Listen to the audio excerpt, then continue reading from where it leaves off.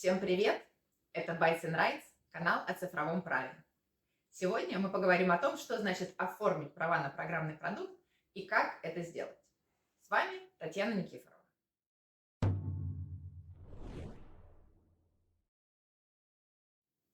Итак, вы создали прекрасный программный продукт и хотите оформить на него права для того, чтобы успешно вывести на рынок. Из нашего прошлого видео вы узнали про правовой аудит, провели его и теперь понимаете, на какие элементы продукта вам принадлежит исключительное право. Теперь вам нужно собрать документы, которые это подтверждают. Что это за документы? Это договоры с авторами-разработчиками. Это могут быть трудовые договоры, если разработчики – сотрудники вашей компании, либо договоры подряда на работы или услуги, если вы нанимали фрилансера или компанию-разработчика.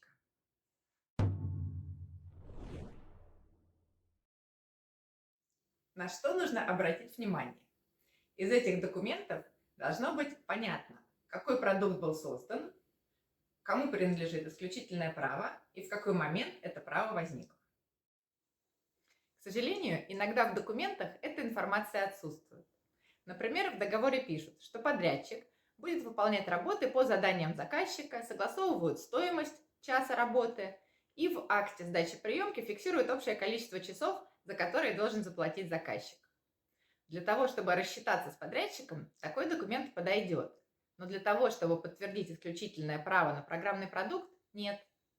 Потому что непонятно, какой конкретно программный код был создан по этому договору. Объяснения технических специалистов о том, что им и без бумаг понятно, о каком коде идет речь, тут, к сожалению, не помогут. В таком случае мы рекомендуем подписывать дополнительные документы с подрядчиком и идентифицировать созданный программный продукт.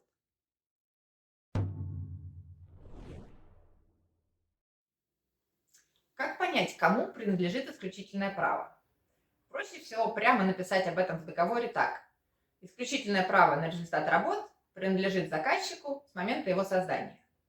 Если написано по-другому, могут потребоваться дополнительные документы. Например, в договоре может быть сказано, что права переходят с момента подписания акта сдачи приемки работ. Тогда нужно убедиться, что такой акт подписан, и сохранить его вместе с договором.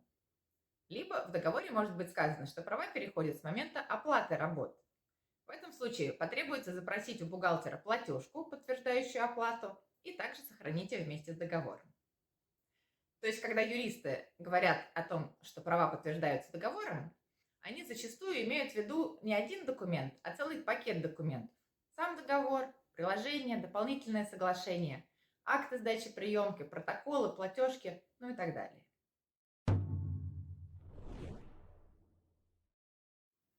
Итак, подведем итог. Чтобы подтвердить права на программный продукт, нужно оформить договоры с авторами-разработчиками.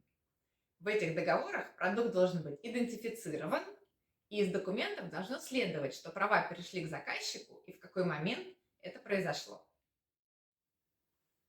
Если вам требуется помощь с оформлением прав на программный продукт, обращайтесь в Bytes and Rights. Наши контакты на экране и в комментариях к этому видео. И подпишитесь на наш канал, чтобы не пропустить новые выпуски.